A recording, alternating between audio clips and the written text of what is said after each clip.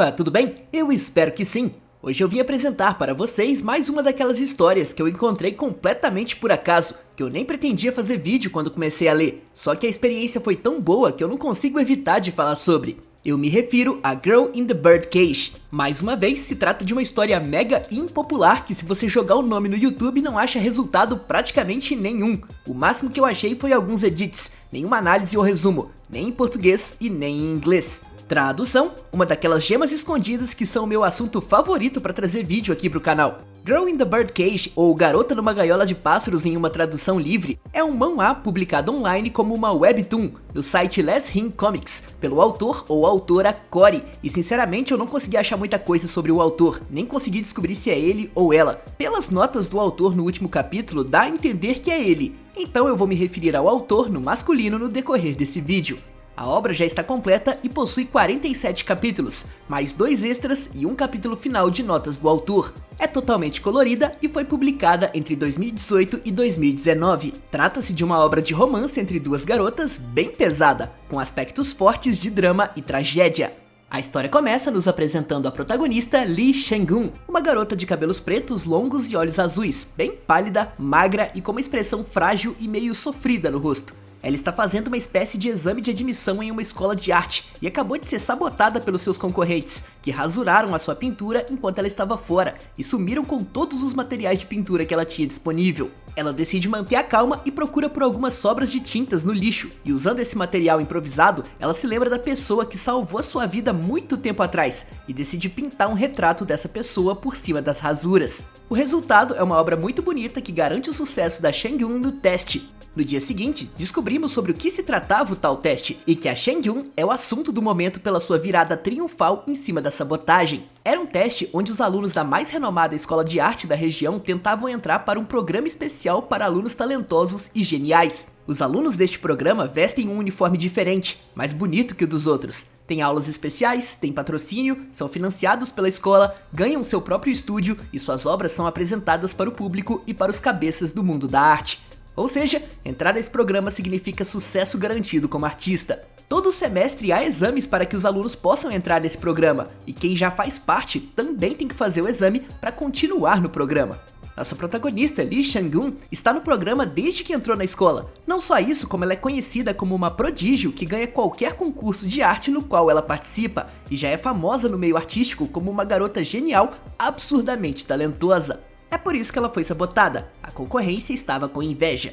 Por outro lado, sobre o retrato que a Chang-eun desenhou para passar no teste, como eu mencionei, foi o rosto de uma garota que salvou a vida dela quando a Chang-eun se envolveu em um acidente. A Chang-eun sempre se sentiu invisível, ninguém nunca se mexeu para ajudá-la quando ela estava sofrendo ou em perigo. Todos os adultos ao redor dela sempre a trataram como a galinha dos ovos de ouro, só querem saber do dinheiro que a arte dela pode render. Ninguém liga de fato para quem ela é ou o que ela sente, ninguém nunca tentou protegê-la, ninguém exceto essa garota. Quando a Chang-eun desmaiou na rua após ter se machucado por motivos que seria um spoiler violento citar agora, essa garota foi a única que se aproximou dela, chamou uma ambulância, chamou os familiares e cuidou dela. Desde então, a Chang-eun se apaixonou por essa garota, mesmo sem saber o seu nome ou qualquer outra coisa sobre ela. A Chang-eun desenvolveu o hábito de desenhar o rosto dessa garota todas as noites para nunca esquecê-lo e pensar no seu rosto sempre que precisar de apoio. Segundo a Chang-eun, essa garota com um brilho divino era quem lhe dava forças. Sim, galera, já está bem claro que estamos lidando com o começo de um caso forte e significativo de obsessão e idolatria. Eu avisei que teríamos temas pesados e personagens cheios de transtornos mentais, moral duvidosa e lados feios. Esse é só o primeiro deles. Enfim, em uma conversa aleatória com uma amiga, a Chang-eun está tagarelando pela 100ª vez sobre o quanto a sua salvadora era maravilhosa. Quando de repente, pela mais completa coincidência, ela olha pro lado e bum! A garota que salvou a vida dela está bem ali, na mesma escola de arte que ela, conversando com uma das professoras. A reação da Chang-eun não podia ser outra. Nossa protagonista se transforma instantaneamente em uma stalker e passa a perseguir a garota por tudo quanto é canto, enquanto tenta descobrir mais sobre ela e juntar coragem para abordá-la. Depois de alguma enrolação por parte da Chang-eun, os caminhos delas acabam finalmente se cruzando, então está na hora de eu apresentá-los à nossa segunda protagonista, a Yumi. Yumi é uma garota um pouco mais alta com cabelo rosa bem curto e olhos da mesma cor. Ela está na mesma escola de arte que a Shang-Yun, mas não participa do programa para alunos especiais, o que quer dizer que, aos olhos da instituição, a Yumi é só mais uma. Ela não é uma artista talentosa e importante. A Yumi sabe muito bem quem é a Shang-Yun, afinal nossa protagonista é uma prodígio famosa. Enfim, na primeira conversa a Yumi confirma que foi ela mesma que salvou a Shang-Yun no acidente que ocorreu 2 anos antes, e que só fez isso porque achou que era o certo a se fazer. A Shang-Yun diz que podia até ser a coisa certa, mas que ninguém além da Yumi fez, e desaba no choro, e a Yumi, por sua vez, decide abraçá-la por simpatia, porque, de novo, parecia ser o certo a se fazer, oferecer um abraço a uma garota que está se debulhando em lágrimas na sua frente. Nada além disso na percepção da Yumi. A Shang-Yun insiste que quer fazer algo para agradecer a Yumi por ter salvo a sua vida, e a Yumi não quer saber muito disso não. Pra ela não foi nada demais, só que com tanta insistência, ela decide que se a Shang-Yun levasse ela ao cinema, seria compensação mais do que suficiente. Então, nossas duas garotas saem para o seu primeiro encontro. Durante o encontro, literalmente qualquer coisa que a Yumi fala, qualquer sorriso e Deus me perdoe, qualquer contato físico que a Yumi tem com a Shang-Yun faz com que a Shang-Yun exploda em tons de vermelho, super constrangida, apaixonada e excitada por estar ao lado da pessoa que ela admirou tanto e por tanto tempo.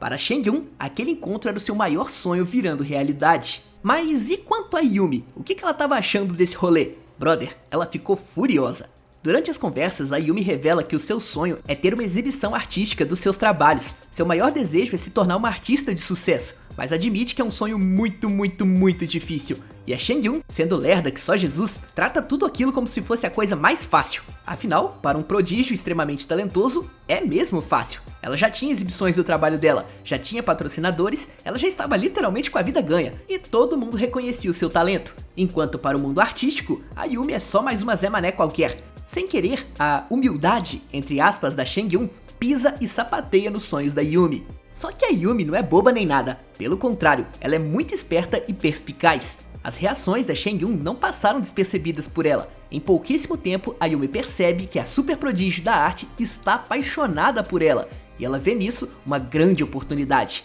Os contatos que a Shang-Yun já tem, a influência e a fama dela. A Yumi percebe que colar na Shang-Yun é garantia de sucesso. Seja se acabarem trabalhando juntas, seja pelos contatos ou só de poder observar a arte dela de perto e tentar absorver para aprimorar o seu próprio trabalho.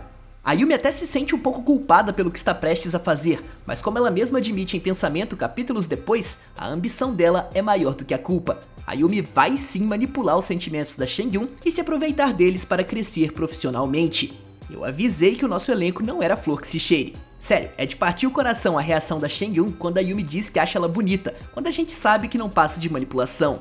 Enfim, a história segue por um tempo a partir daí. Várias interações entre a Shang-Yun e a Yumi se tornando mais próximas, onde a moeda de troca é afeto romântico por favores profissionais. Somos apresentados a alguns personagens secundários e a história está sempre reforçando o quanto a Shang-Yun é obcecada de forma autodestrutiva pela Yumi. Ela é bem possessiva e ciumenta, e não hesita em se prejudicar pelo bem da Yumi. E o quanto a Yumi tem inveja do talento da Shang-Yun e da facilidade que a Shang-Yun tem para conseguir resultados artísticos melhores que os da Yumi, mesmo sem parecer ligar muito para isso, ela não parece ligar muito para a arte. O primeiro ponto de virada da história acontece graças a algo que esteve presente desde o primeiro capítulo, o bullying.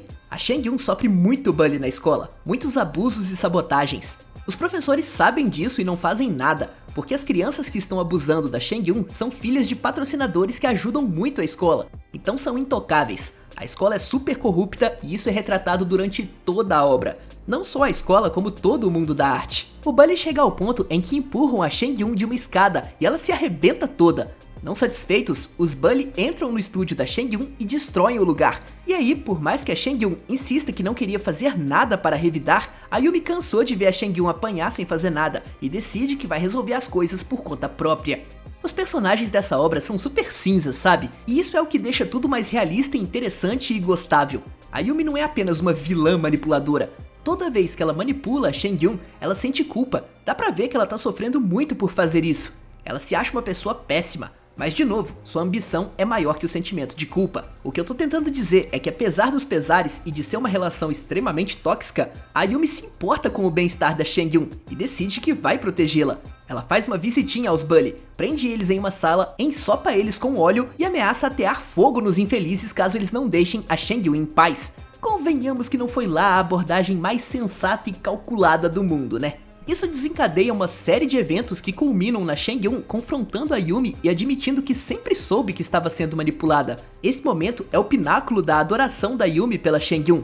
A Chang-Eun realmente trata a Yumi como um tipo de ser divino, chegando ao ponto de dizer que acabaria com a própria vida se a Yumi pedisse. Isso deixa a Yumi muito assustada. A Yumi está assistindo um prodígio se destruir na sua frente por um amor platônico. Alguém que tem tudo o que ela desejava ter, todo o talento do mundo e não tem um pingo de amor próprio. A Yumi também fica furiosa consigo mesma, porque começou a ficar difícil negar que ela não gosta da Chang-Eun. Não é um amor tão platônico como ela gostaria que fosse. Afinal, se ela não sentisse nada, por que teria sujado as próprias mãos para protegê-la? Não é mais só por benefícios profissionais. A Yumi começou a se importar de verdade com a Chang-Eun, ao ponto de ficar furiosa por ver a pessoa que ela gosta não gostar de si mesma. A Yumi decide que chega dessa relação, que ficou tóxica demais para os dois lados. Está arrependida de ter usado a Chang-Eun e não consegue lidar com toda a sua obsessão. Por isso, pede para que a Chang-Eun a deixe sozinha e nunca mais fale com ela.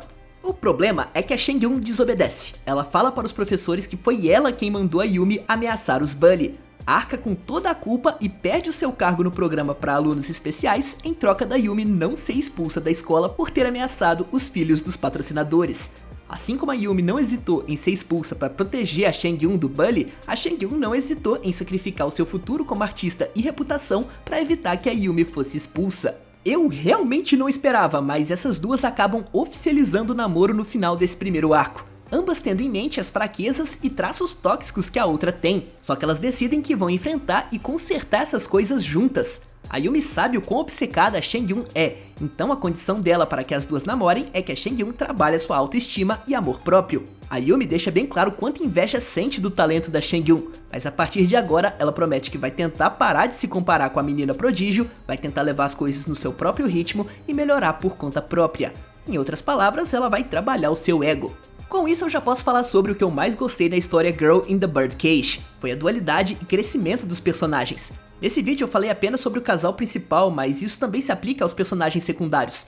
Todo mundo no elenco tem defeitos claríssimos e desejos fortes. E é a colisão entre esses dois conceitos que vai fazê-los começarem a crescer e se tornar pessoas melhores. Ninguém no elenco principal é 100% mal ou bom, todo mundo tem dois lados. Todo mundo tem defeitos, todo mundo tem qualidades e todo mundo quer alcançar o seu sonho e se tornar uma pessoa melhor. Esse tipo de história geralmente tem final triste ou trágico, mas essa não, temos um final feliz construído em cima da maturidade crescente dos personagens. No final desse primeiro arco, a Yumi já é uma personagem meio que consolidada, ela tem algumas recaídas, mas não é nada extremo.